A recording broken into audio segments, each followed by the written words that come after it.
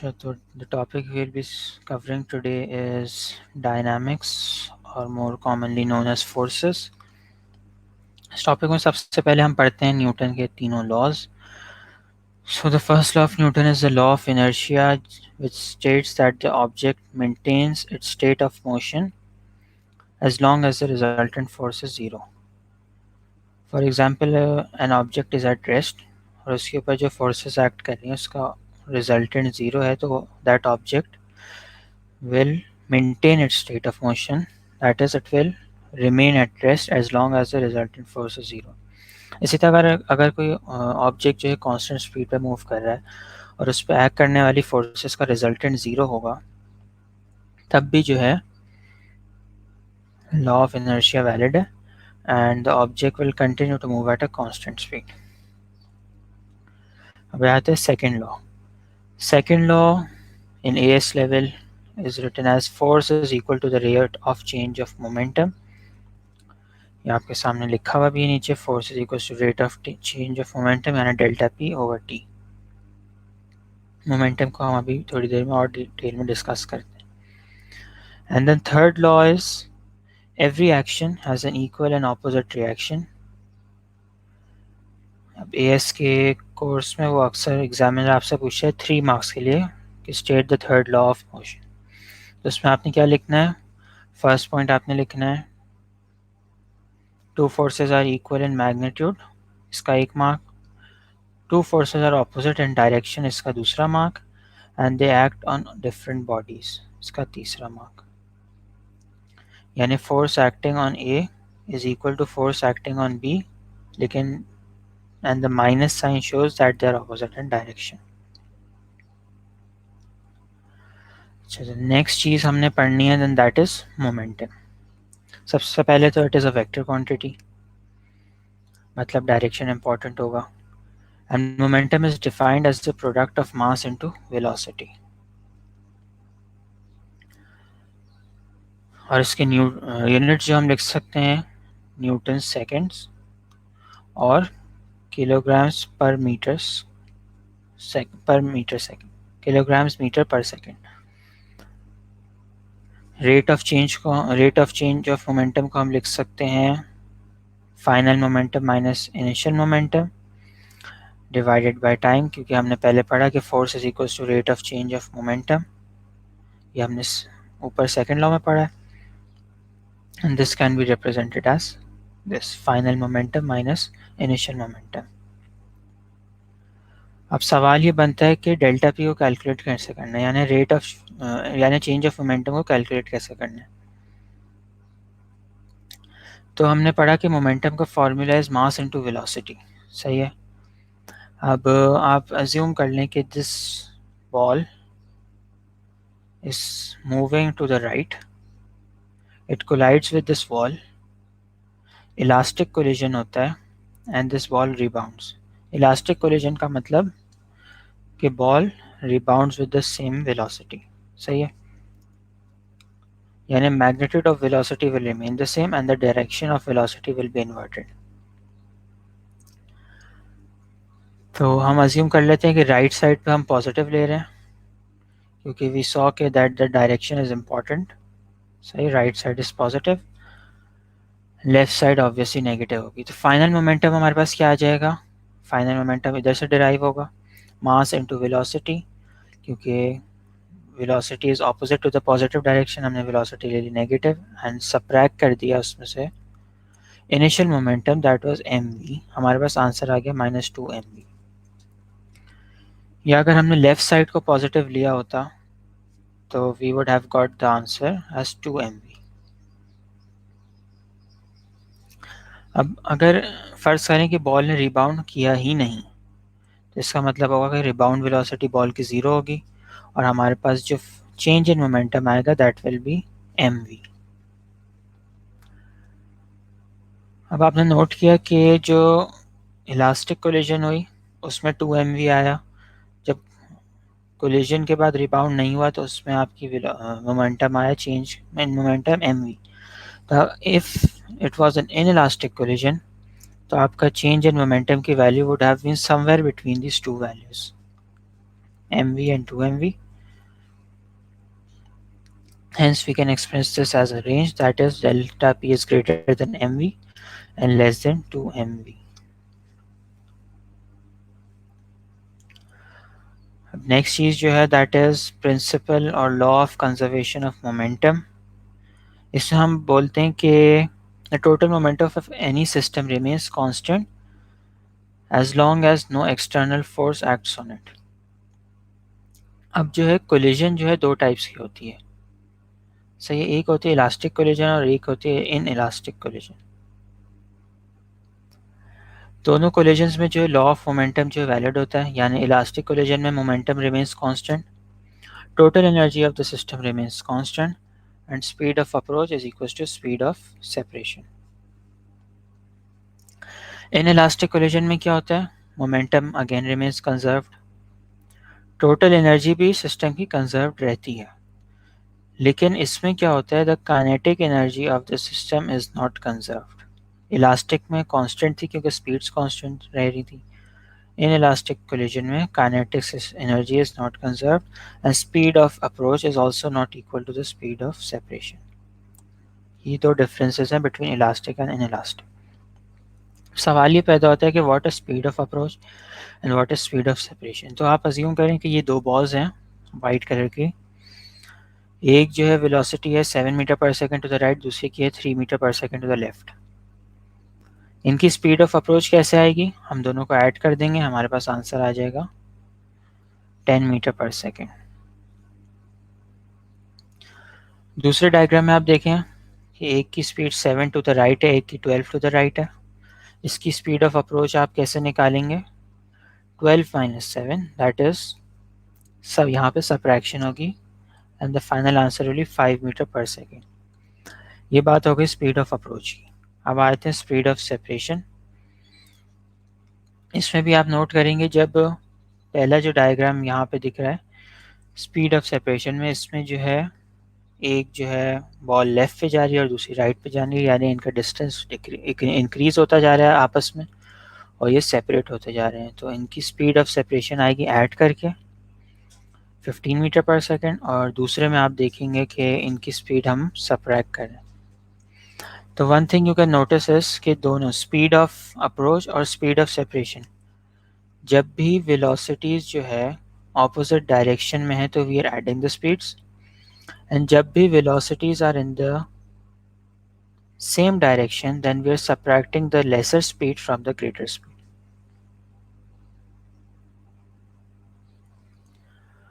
अच्छा, तो अब नेक्स्ट जो आ जाते हैं, हम आ जाते हैं इस पॉइंट पे जो नोट के फॉर्म में मैंने लिखा हुआ है यहाँ, और ये एमसीक्यूज में बहुत काम आता है. अगर सेम मास वाले ऑब्जेक्ट्स कोलाइड करेंगे तो उनकी वेलोसिटीज़ जो है इंटरचेंज हो जाती हैं. फॉर एग्जांपल 2 kg के दो ऑब्जेक्ट्स कोलाइड कर रहे हैं, एक की स्पीड है 1 और एक की स्पीड है 2. तो जब दोनों कोलाइड करेंगे तो जिसकी 1 थी स्पीड उसकी 2 हो जाएगी और जिसकी 2 थी उसकी 1 हो जाएगी. एक एग्जांपल यहाँ देख लें. अब आपके सामने बिफोर कोलिजन का लेफ्ट सिनेरियो शो हुआ है और आफ्टर कोलिजन क्या हुआ, यहाँ सिनेरियो शो हुआ है.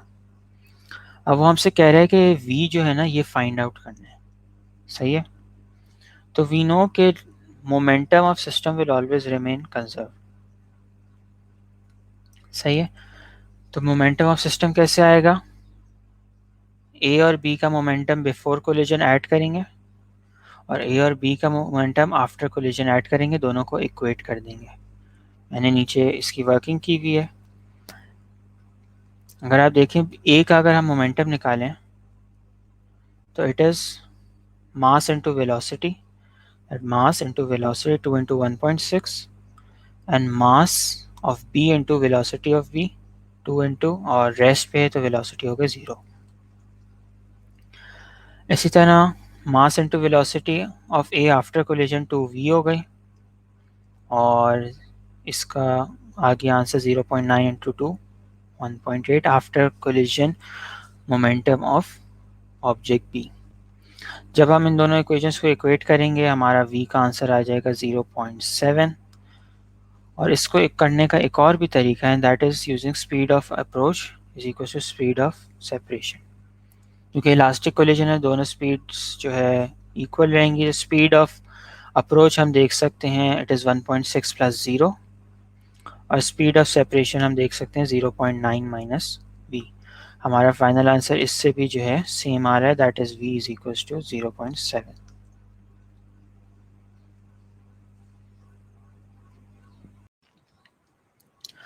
अच्छा, तो इस स्लाइड में हम कुछ ऐसे क्वेश्चन डिस्कस करेंगे जो एग्जामिनर बहुत कॉमनली पूछता है। तो फर्स्ट ऑफ ऑल आपको एक डायग्राम पहले क्वेश्चन में दिख रहा है, दैट इसमें आपको एक चीज़ दिख रही है T. T stands for tension.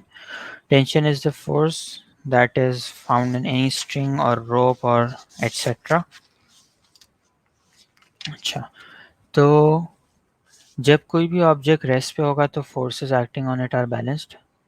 यानी अगर हमें टी की वैल्यू फाइंड करने को कहे और कहे कि ये ऑब्जेक्ट इज एट रेस्ट, तो हम कह सकते हैं T is equal to the weight, weight is equal to mass into gravitational acceleration. हमारे पास ये आंसर आ जाएगा। लेकिन फर्ज करते हैं कि this object starts to accelerate upwards. अब इसका क्या मतलब, इसका मतलब ये कि अपवर्ड्स फोर्स ग्रेटर होगी, डाउनवर्ड्स फोर्स लेस होगी, तभी ऑब्जेक्ट ऊपर जा रहा है। अपवर्ड फोर्स हमारे पास टेंशन है, यानी टेंशन ग्रेटर हो जाएगी, और जो वेट की वैल्यू है वो टेंशन से अब कम होगी। तो हम ये पढ़ते थे force is equal to M A, resultant force is equal to mass into acceleration. तो रिजल्टेंट फोर्स हमारे पास बनेगी टेंशन माइनस वेट, यानी टेंशन माइनस 196.2। हमने वेट यहाँ निकाला था, और मास हमारे पास था 20 और एक्सेलरेशन थी 2। सही है, तो हमारे पास टेंशन की वैल्यू आ जाएगी 236.2 न्यूटन्स।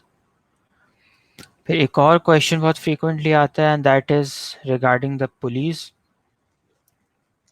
इस पुली में हमारे पास क्या हो रहा है, उसने हमें दो ऑब्जेक्ट्स दिए हुए हैं that are attached to the same string and the string goes around a pulley. अब पुली में क्या हो रहा है कि इसका मास 3 kg, इसका 2 kg, और ये कह रहा है कि जो 2 kg वाला मास है इट मूव्स अपवर्ड्स। तो ऑब्वियस सी बात है कि ये डाउनवर्ड्स मूव करेगा। सही है, टेंशन जो है अगेंस्ट द वेट एक्ट करती है, टेंशन में ऑलरेडी मार्क कर चुका हूँ टी। सही है, तो आप सिर्फ इस पार्ट को पहले देखें अगर। सही है, तो यू वुड नोटिस कि ये ऊपर जा रहा है, यानी अपवर्ड फोर्स ग्रेटर है, डाउनवर्ड फोर्स लेसर है। तो इसको मैं ऐसे रिप्रेजेंट कर सकता हूँ, T minus 20 is equal to mass into acceleration. Mass 2 है, एक्सेलरेशन हमें नहीं पता, तो we'll assume acceleration is a. अब आप इस सेकेंड पार्ट को देखें, तो यहाँ पे जो है जो डाउनवर्ड फोर्स है, क्योंकि नीचे जा रहा है, डाउनवर्ड फोर्स ऑब्वियसली ग्रेटर होगी, अपवर्ड फोर्स लेसर होगी। तो we can write this as 30 minus T, मैंने लिखा हुआ है, and mass into acceleration that is 3a। अब आपने नोटिस किया कि दो इक्वेशंस फॉर्म हो गई, हम इनको साइमल्टेनियसली सॉल्व करें। सही है, तो हमारे पास टी की भी वैल्यू आ जाएगी और हमारे पास ए की भी वैल्यू आ जाएगी। इसके बाद नेक्स्ट क्वेश्चन जो है, and that is also related to a pulley. इसमें क्या हो रहा है कि द एग्जामिनर सेज के आपका जो एक ऑब्जेक्ट है इस पोजीशन पे यहाँ रेस्ट कर रहा है, और एक ऑब्जेक्ट यहाँ पे लटका हुआ है। इसका वेट 30 न्यूटन है और टेंशन टी है। इसका जो है इस स्ट्रिंग में टेंशन टी है। ये ऑब्जेक्ट जब मूव करेगा डाउनवर्ड्स, सही है, इसका डायरेक्शन डाउनवर्ड्स है, तो ये राइट पे मूव करेगा, ये ऊपर वाला object. And the examiner says that this object जो रेस्ट कर रहा है यहाँ पे, it experiences a frictional force as well. सही है, और हमें वैल्यूज़ दी हुई हर चीज़ की, और कह रहा है कि एक्सेलरेशन निकालो और टी निकालो, यानी टेंशन निकालो। तो ये वुड अग्री कि जब ये डाउनवर्ड्स मूव कर रहा है तो 30 ग्रेटर होगा, टेंशन लेस होगी, तो हम इसको लिख सकते हैं 30 minus T is equal to 3a, यानी मास इनटू एक्सेलरेशन। और ये जो ऊपर वाला पार्ट है, इसमें जो है क्योंकि ऑब्जेक्ट इस तरफ मूव कर रहा है, तो यानी राइट साइड पे जो फोर्स है that is tension will always be greater to the force acting towards the left that is the frictional force. Frictional force की वैल्यू हमें 4 दी हुई है, तो we can write this as t minus 4 is equals to mass into acceleration. Again we solve this simultaneously, we get the answers to the for A and for T. Next question जो है that is कि object is this system आपको दिया हुआ है, एक spring लगी हुई है, सही है, स्प्रिंग है ये, यहाँ पे एक स्ट्रिंग है, इस चीज़ की बात कर रहा हूँ, ये स्ट्रिंग है, ऑब्जेक्ट हैंग हुआ हुआ है नीचे 20 न्यूटन्स का और ऊपर जो है 60 न्यूटन्स का. इस टेंशन, यहाँ पे भी एक टेंशन एक्सपीरियंस होगी, इस स्ट्रिंग में भी टेंशन एक्सपीरियंस होगी. हमने अज्यूम कर लिया ये T1 है, ये T2 है, सही है. और जब ऑब्जेक्ट रेस्ट पे होगा तो T2 will be equal to this downward weight, सही है, दैट इज 20 न्यूटन्स.